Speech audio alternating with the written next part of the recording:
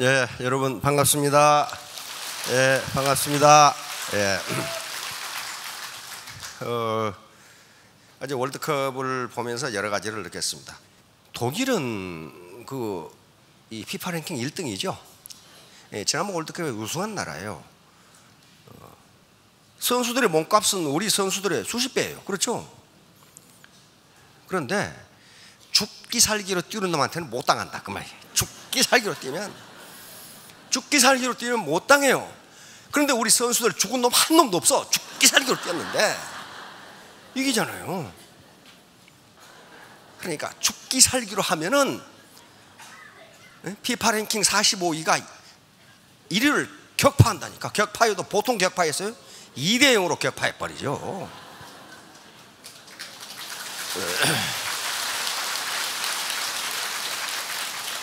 그러니까 우리 사장님들 나는 제도권 학력도 별로야, 사회적 캐리어도 별로야, 집에 돈도 없어, 그런 거 생각하지 마시라고.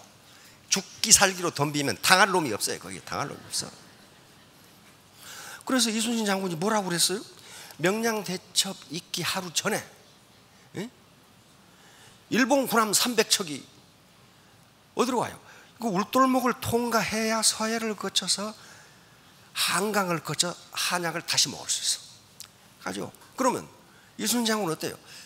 이게 울돌목이 뚫리면 나라가 망해. 이제 망해.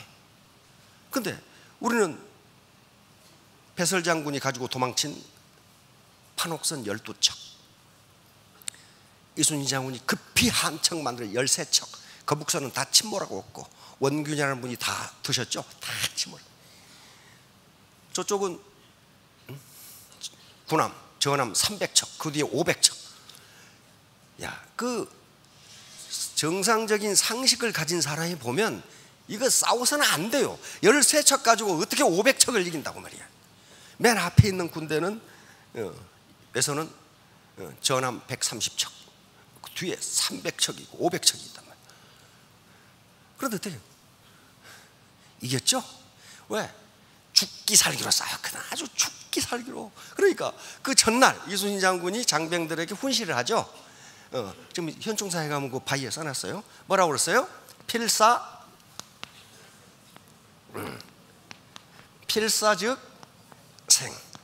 죽기를 각오하면 이긴다, 산다. 반대로 필생 즉사. 내가 살겠다고 하면은 반드시 죽는다. 이 강의를 했어. 내일 지금 한판 붙어야 돼. 근데 다 죽게 생겼거든 지금. 이순신 장군도 겁이 안 났겠어요? 겁이 덜컥 나죠. 어떻게 13척 가지고 300척 가지고 싸우고 이기냐고 이게. 그러면 장수가 겁이 안 나요? 나죠. 장수는 왜 장수냐면 겁이 나도 안 난 척 해야 돼요. 졸려도 안 졸린 척, 배고파도 배가 안 고픈 척. 그래서 리더는, 장교는 배우다 그런 거예요. 피곤해 죽겠는데도 안 피곤한 척. 왜? 리더, 장교가 피곤하다고 하면 사병들은 얼마나 피곤하겠냐고. 자, 그래서 이제 오늘 PPT로 넘어가도록 하겠습니다. 그와 관계가 있어. 자, 수신, 제가, 치국, 평창. 이 말이 무려 2000년을 살아남았다는 것은 살아남을 만한 가치가 있기 때문에 그래요. 현대사회에서도 이게 살아남을 만한 이유가 있단 말이에요. 이건 자기가 사회적으로 성공하는 순서를 지금 가리키는 거예요. 자, 수신이에요. 수신부터. 이 수신이 바로 장수가 되는 첫 번째 수신, 몸을 닦는다 그 말이죠. 몸을 수련한다, 연단한다 그런 말이에요. 자, 나폴레옹의 유명한 말이 있습니다. 당신이 만약 100마리의 사자로 이루어진 군대를 만들었는데 그 지휘자, 그 리더가 개라면 그 부대는 개같이 싸우다 죽는다. 그러나 당신이 만약 100마리의 개로 이루어진 군대를 만들었는데 그 리더가 사자라면 그 부대는 모두 사자처럼 용감하게 싸울 거예요. 그러니까 자신이 뭐가 돼야 된다는 거예요? 사자가 돼야 돼요. 파트너 탓하지 마시라 이 말이야. 그래서 아주 전형적인 예가 우리 이순신 장군과 원균 장군이에요. 원균. 이순신 장군은 23전 23승. 세계 해전 역사상 이런 장수가 없어요. 그런데 이분은 단 한 번 싸웠는데 7천량 해전에서 조선 수군이 전멸해 버렸어요. 조선 수군, 그 당시 이순신 장군이 양성해놓은 조선 수군은 세계 최강이었어요. 넬슨보다 훨씬 강했어요. 그런데 단 하루 만에 거북선, 판옥선 200척이 침몰돼 버렸어요. 그리고 조선 수군 2만 명이 전사해 버렸어요. 그거 어떻게 되겠어요? 조선에 수군이 없어져 버렸어. 자, 그러면 이순신 장군이 지휘했던 장병들과 원균 장군이 지휘했던 장병이 다르냐 이거예요. 똑같아요. 똑같아요. 그런데 장수 한 사람 때문에 이렇게 되는 거예요. 이렇게 무서워요. 장수가 어떤 인물인가에 따라서. 자, 원래 전라 좌수행이 어디가 있었죠? 여수가 있어요. 여수. 지금도 그 여수에 있는 그 좌수행 그 국보로 돼 있죠. 여수가 있어. 근데 그 좌수행을 어디로 옮기셨어요? 한산도로 옮겼어. 옮기지 않을 수가 없었어요. 아까 진성전투에서 우리가 패했잖아요. 진성전투. 그러면 여수가 일본 육군의 포위대. 이순신 장군은 수군이야. 그렇죠. 바다에서는 잘 싸우시지만은 육지에서는 안 된단 말이에요. 그러니까 일본 육군의 우리나라의 수군이 노출되는 거예요. 그래서 한산도로 옮겨버린 거예요. 한산도로 옮기는데 백성들이 따라와. 백성들이 이때 이순신 장군을 따라간 군대가 17,000명이란 말이에요. 전하, 17,000명을 먹이는데도 하루에 쌀이 100석이 필요합니다. 그런데 이 많은 수만 명의 백성이 따라왔으니 어떻게 할까요? 그런데 이순신 장군은 어떻게 할 거를 그렇게 묻지 않아. 농사를 짓게 해주세요. 조선의 정책은 공도 정책이었어요. 다시 말하면 섬에는 살지 말라요. 섬을 비워둬야 돼. 그리고 농사를 못 짓게 해, 섬에서는. 왜냐하면 하도 왜구가 난동을 부려가지고 섬에 사람을 살고 농사를 지으면 그거 뺏으러 노략지르러 온다고. 오는데 조선 관군으로서는 백성을 보호할 군대가 없어. 그러니까 아예 섬에 살지 못하게 했어. 그러니까 이순신 장군이 한산도로 갔는데 정부의 허가를 받아야 농사를 지어. 그래서 계속 장계를 올려가지고 농사 짓는 걸 허락받습니다. 이렇게 백성들을 살려. 그러니까 어때요? 이순신 장군만 따라다녀. 백성들이 따라다녀. 더 험한 것은 말이지. 응? 원균의 모함으로 파직당하죠. 그리고 백의종군을 해. 백의종군은 이순신 장군 계급이 해군 사령관이거든. 오늘 같으면 해군 참모총장이야. 3도 수군 통대사니까 정의품. 그런데 권율 장군 밑에 육군으로 쫄병으로 따라다녔거든. 그렇게 하라고 그래서. 근데 다시 3도 수군 통제사로 복직시킨다 하는 장계를 직서를 하동에서 받아. 하동 있죠. 구례 하동에서 받아. 육군으로 쫄병으로 따라가다가 다시 3도 수군 통제사로 제소하노라. 이렇게. 진작 제수는 했어도 계속 두들겨 맞아가지고 몸은 아프지. 에? 몸은 아프지. 군대는 100명 남았어. 100명 다 도망가 버렸어. 왜? 원균이 신뢰를 주지 못하니까 다 도망가 버렸어. 그러니까 하동에서 다시 3도 수군 통제사로 직서를 이 교지를 받고 내려가니까 어때? 도망갔던 장병들이 다시 모여. 백성들이 막 떼거리로 따라와. 떼거리로. 그래가지고 하동에서 진도까지 가는데 100명이던 장병이 1700명으로 늘어났어. 백성들은 끝도 없이 따라와. 그러니까 이순신 장군이 그랬어. 이 사람들아, 거기가 어딘데 나를 따라오는가? 이게 전쟁터잖아요. 그러면 인지상정으로 전쟁터 같으면 도망가야지 그대로. 그런데 전쟁터로 따라가.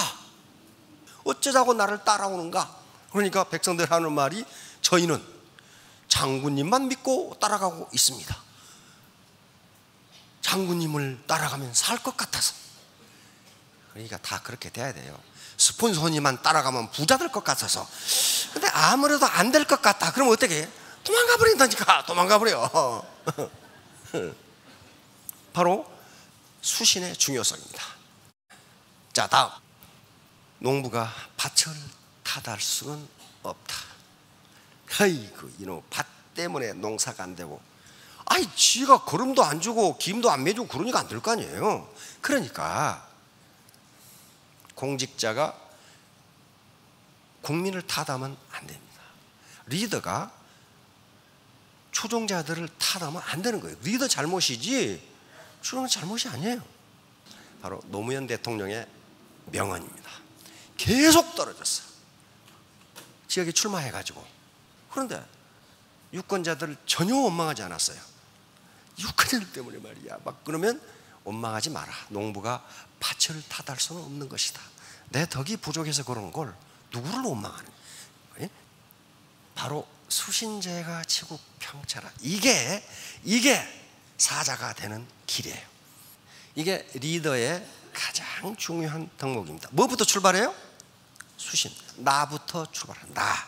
나부터 출발해요. 우리가 가진 자본을 어떻게 분류하느냐 하는 것은 굉장히 여러 가지로 분류할 수 있습니다. 그런데 우리가 사회 현상을 이해하는 데 있어서 가장 자본 분류 방법으로 좋은 것은 피에르 부르디에라는 프랑스의 사회학자인데, 자본을 세 가지로 분류했는데, 이게 사회적으로 각자가 어떻게 사는가를 보려면 이 자본 분류가 굉장히 유리해요. 자, 이 사람은 경제 자본, 이건 부모로부터 재산을 얼마나 물려받았느냐는 거예요. 그러니까 돈이 얼마나 많으냐는 거예요. 경제 자본은 만약에 역삼동에 7층 상가 빌딩을 하나 가지고 계신다. 그럼 여기 안 계시고 지금 어디 홍콩에 계시거나 그러시겠죠. 이게 자본이에요. 이게 굉장히 중요한 자본이에요. 두 번째 사회. 그런데 왜 피에르 부르디에가 이 연구를 하게 됐냐면요, 어떻게 잘 사는 집안은 대대로 잘 살고 사회적으로 가난뱅이가 상류 사회로 올라가는 게 이렇게 어려운가? 이게 뭐 때문에 그런가? 사회학자니까 당연히 관심을 가져야죠. 그러면서 많은 사람들은 경제 자본이 많아서 그럴 거다라고 생각하는데 그렇지가 않더라는 거야. 예를 들면 유럽은요, 상속세가 엄청납니다. 거의 다 가져가 버려요. 또 고소득에 대한 세율이 무지무지하게 높아요. 그런데 어떻게 잘 사는 집은 대대로 잘 사는가? 다 세금 내고 없는데 뒤에 두 가지 자본 때문에 그렇더라 이게. 사회자본. 사회자본은 쉽게 말하면 사회적 연대. 그러니까 인간관계. 고소득층들은 인간관계가 돈이 되는 인적 네트워크를 가지고 있더라 그 말이에요.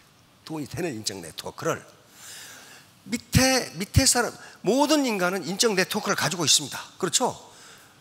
고모도 계시고 애삼촌도 계시고 다 계시죠. 응? 그런데 보통 사람이 가지고 있는 인적 네트워크는 맨날 조의금이나 축의금이나 내야 되고 돈이 생기는 네트워크 하나도 없다. 맨날 돈 들어가는 네트워크밖에 없어. 고위층의 네트워크는 돈이 생기는 네트워크라. 여기 정보가 유통되고, 그렇죠? 그래서 경제 자본을 다 세금으로 내더라도 다시 잘 살더라는 거예요, 이게. 세 번째, 문화자본이에요. 문화자본은 쉽게 말하면 그거예요. 학력이 어느 정도 되느냐, 자격증이 있느냐, 의사냐, 변호사냐, 자격증이 있느냐. 이게 문화자본이에요. 문화자본. 이것만 보면 어때요? 어휴, 나는 이제 큰일 났구나. 왜? 부모한테 물려받은 강남에 상가도 없어. 어? 요즘 파주에 땅이 비싸다는데 파주에 땅도 없어. 그런데 사회적 네트워크도 별로야. 내가 가지고 있는 학위도 없고 변호사 자격도 없어. 그러면 이 사람은 어떡하냐 이게. 그래서 자본이 이것 말고 또 있다야. 캐서린 하킴 시중에 가면 이 책이 있습니다. 매력 자본. 이 세 개의 자본은 분명히 있는데 요 피에르 브리디가 간과한 자본이 있다. 매력 자본이라. 매력 자본. 캐서린 하킴 런던 정치경제대학 사회학 교수거든요. 다시 말하면 우리가 제품을 사고 인적 네트워크를 형성하는 것도 개인의 매력에 따라 달라진다는 거예요. 달라진다. 정말 TV에서 보면은 엄청나게 얼굴이 이쁜데 매력이라고는 찾아볼 수 없는 여자가 있어. 근데 별로 잘생긴 것 같지는 않은데 매력 있는 여자가 있어. 그렇죠? 따라서 매력 자본이라는 책의 매력은, 이 양반이 말하는 매력은 한 군데에서 나오는 게 아니에요. 물론 외모라는 게 있어요. 외모라는 게 있는데 외모도 자기 개성에 따라 가꾸기 나름이라는 거예요. 그리고 마음의 근육, 쉽게 말하면 깡다구가 있는 사람이 매력적이라는 거예요. 왜 이제 캐서린 하킴 교수가 이걸 집어내야 된다고 생각했냐면은 앞에 경제자본, 사회자본, 문화자본이 없어도 그 사람이 매력이 있다면 사회 상류층으로 올라갈 수 있다는 거예요. 그래서 그 예를 많이 들었어요. 많이 들었어요. 그런데 요거에 나오니까 미국 연방제도, 연방준비은행 각 지점이 있죠. 뉴욕 지점도 있고 연방준비은행에 근무하는 경제학자들이 과연 매력이 사회적 성공과 소득에 관계가 있는가 하는 걸 연구했단 말이에요. 미국 사회 연구했어요. 그런데 불행하게도 있다야. 관계가 깊다야. 관계가 깊다. 첫인상이 매력 있는 여자는, 매력 있는 남자는 세일즈에 성공할 확률이 80%예요. 80%예요. 그러니까 첫인상이 매우 중요하다. 매우 중요하다. 자, 그러면 어떻게 매력 자본을 축적할까? 이거 대학 경문에 나오는 얘기입니다. 근데 대학 경문은요, 조선왕조에서는 함부로 이 대학을 못 읽게 했어요. 왜냐하면 이걸 제왕학이라고 그래서 이게 세자만 읽어야 돼. 세자. 그 밑에 왕자들이 읽으면 잡아 죽이는 수가 있어. 영모로 해가지고. 그만큼 중요한 책이에요. 대학이라는 책. 그런데 여기에 세 가지가 나와. 경문에 삼강령이라는 대학의 도는 제명명덕. 이게 인간은 원래 태어날 때 밝은 마음을 가지고 있었다. 그런데 밝은 마음이 덕이 있었는데 세파에 시달려 살다 보니 그게 어두워졌다. 그러니 앞에 명, 그걸 다시 밝히자 하는 거란 말이에요. 제친민, 백성과 친하게 되며. 그러면 스폰서는 누구하고 친하게 되며? 파트너와 친하게 되며. 파트너들이 지금까지 세상 어렵게 살아오느라고 마음이 어두워졌는데 그걸 다시 밝히고, 원래 마음이 밝았으니까. 그 다음에 제지어지선, 지극한 선에 머무르는 데 있다, 이랬단 말이에요. 이게 굉장히 추상적이야.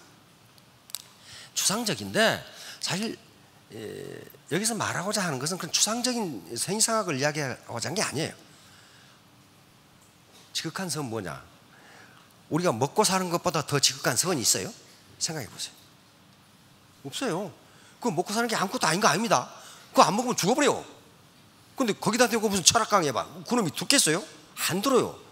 먹고 산다는 게 굉장히 중요한 거란 말이에요. 이게 일단 살아나고 봐야 뭐 철학을 하든지 뭘 하든지 할 거 아니에요. 제 지어진 지극한 선은 그건 뭐였어요? 이 회사 괜찮네? 우리 스폰서 괜찮은 사람이네?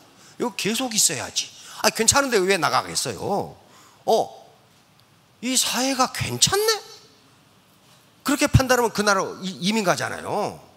그런 거예요. 그런 거. 자, 그런데 이제 문제는 요걸 실현하기 위해서는 가만히 있으면 되느냐는 거예요. 안 된다는 거예요. 안 된다. 이걸 실현하는 단계가 이렇게 돼요. 여기 있죠? 수신, 제가, 지국, 편칭. 이게 그러니까 수신이 어디 나와요? 가운데 나오죠? 가운데 나와요. 그러니까 우리 조상들이 뭔가 정확하게 알고 있었어요. 정확하게 알고 있어.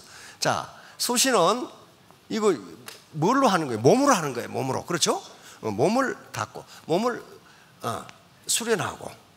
제가는 뭡니까? 제가 집안을 가지런하게 하고, 집안이 어수선하면, 다시 말하면 내 라인이 맨날 산만해. 이게 가지런하지가 않은 거예요. 이게 제가예요. 제가 가지런할 제자거든요. 제가 수신하고 내 교양이 완성이 되고 내 교양이 높아지고 내 집안이 가지런하면, 집안은 여러 가지가 있겠죠. 그러니까 가족 같으면 자기 가정이 되고, 회사 같으면 자기 회사가 되고, 회사의 부장 같으면 자기 부가 되고, 그러게 됐죠. 정당 같으면 정당이 되고, 당이 되고. 제가 그 다음에 뭘 하라는 거예요? 치국하라는 거예요. 치국.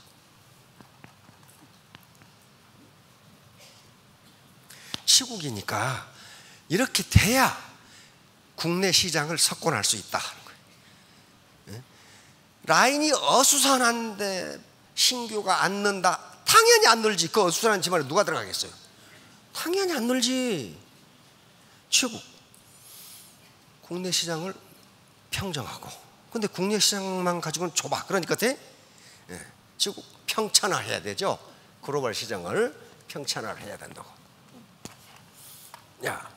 이게 그러니까 애터미 사업의 성공 과정을 이미 공자님께서 다 만들어 놨어. 이게 이렇게 되는 거단 말이야. 우선 네가 리더가 되고, 네가 사자가 되고, 그리고 네 집안 단속 좀 잘해라. 가지런하게 하면 국내 시장을 석권할 수 있다. 그러면 평천화, 글로벌 시장을 천명해라는 거예요. 자, 그런데 여기서 이제 우리가 유의할 점은 수신이 바로 수신으로 들어가는 게 아니라는 거예요. 내가 내 몸의 교양을 닦고 진리를 탐구하고 내가 덕 있는, 덕을 가진 인간이 되려면 어떻게 해야 되느냐 하는 게 그 앞에 나와요. 그 앞에 맨 처음에 뭐라고 그랬어요? 경물. 이게 이 격자가 막대기 격자예요. 막대기. 우리 격자 그러면 저 옛날 창문 보면 이렇게 아주 질서정연하게 이렇게 창호지 발라놨죠. 이걸 우리가 격자라고 그런단 말이에요. 그 다음에 그 사람 좀 괜찮은 사람이다, 인격이 훌륭한 사람이야, 이 막대기 격자를 써. 그 사람 참 품격이 있어, 막대기 격자를 쓴단 말이에요. 그러면 이 격자가 무슨 뜻일 것인가? 그 말은 우리 옛날 창호지로 발라놓은 문을 보면 알아요. 질서 정연하게 이렇게 탁 격자가 있어. 그러니까 사물을 올바르게 똑바르게 판단하며, 그 말이에요. 사물을 똑바르게 판단해야 돼. 엉터리로 판단하면 안 된다는 거예요. 그러니까 애터미 사업이 할 만한 사업인지 아닌지는 누가 판단해야 돼? 내가 판단해. 경물이야, 경물. 물이란, 애터미라는 물을 내가 올바로 똑바로 삐딱하게 말고 이렇게 파악해 보라 그 말이에요. 그래가지고 두 번째 뭐 한다고 그랬어요? 치지. 거기서 지식을 얻고. 지식을 얻어야 돼. 이게 제품은 어떻게 되며, 마케팅 프로는 어떻게 되며, 라인은 어떻게 되며, 어떻게 리크루팅을 하면 뭐 알아야 면장할 거 아니에요. 경물, 치지. 그 다음에 뭐예요? 성의. 마음을 정성스럽게 가져야 돼. 성실한 마음을 가져야 돼. 성실한. 적당히 이거 사기쳐가지고 어떻게 한번 해볼까? 안 된다 이게야. 안 돼. 성의. 그 다음에 뭐예요? 정심이에요. 마음을 정직하게 가져야, 정직하게. 자, 그런데 마음이 중요하냐 몸이 중요하냐 하는 문제야. 이게 경물, 치지, 성의, 정심 다음에 수신이 나와. 이렇게 해야 네 몸이 교양인이 된다. 몸으로 해라. 몸. 왜냐하면 마음 먹는 것은요 1분이면 가능해. 근데 몸이 말을 안 들어. 매년 31일 날 붙이죠. 신년도에 다이어트 탁 붙여요. 마음 먹기는 쉬워. 그런데 1월 1일 날 다이어트를 하려고 보니 어떤 놈이 치맥을 사왔어. 친구가 이걸 먹어야 되나 안 먹어야 되나. 오늘만 먹고 내가 내일부터 해야지. 몸이 따라가질 않아요. 몸이. 마음 먹는 것은 쉽습니다. 내가 내일부터는 아침 일찍 일어나서 공부를 해야지. 안 돼요. 안 돼. 몸이 말을 안 들어. 몸. 그래서 우리 조상들은 알고 마음을 정하고 그 다음에 몸이 따라간다는 거예요. 몸이 따라가. 이게 제일 중요하기 때문에 이 앞에 정신적인 걸 다 집어넣고 이렇게 해도 수신이 안 되면 치국 못한다. 치국 못한다. 자, 그러면 이걸 하는데 어떻게 하냐? 애터미에서 늘 강조하는 세 가지 공부가 요 수신제가 치국평천하, 경물치지 성의정심 수신제가 치국평천하. 오늘 그저 남편이 가지 말라는데 여기 오신 분들은 다른 거 외우지 마시고 수신제가 치국평천하 이걸 가지고 마누라 남편한테 얘기하면 당신이 수신이 안 되기 때문에 제가가 안 되는 거야. 그러면 이 옆에 내가 무엇을 듣고 와서 또 이렇게 그 맞아요. 이게 전부예요. 수신제가 치국평천하예요. 그 앞에 경물치지 성의 정심이 들어가는 거예요. 그러면 여기 보세요. 경물치지가 뭐예요? 이게 사물을 똑바로 판단해서 지식을 얻는 건 머리 공부예요. 머리 해도. 자, 마지막 끝입니다. 자루가 작으면 큰 물건을 넣을 수 없고 두레박줄이 짧으면 깊은 우물을 기를 수 없다. 두레박줄은 자본입니다. 자본이요. 우물에 물이 없는 것이 아니고 당신의 두레박줄이 짧지 않는가 보라 이거예요. 당신의 자본, 당신의 리더십이 부족하지 않는가를 보라는 거예요. 이게 2000년간 이끌어온 여러 가지 고조에 이게 다 있어요. 자, 3년 후 5년 후에 모두 크게 성공하시기 바랍니다. 감사합니다.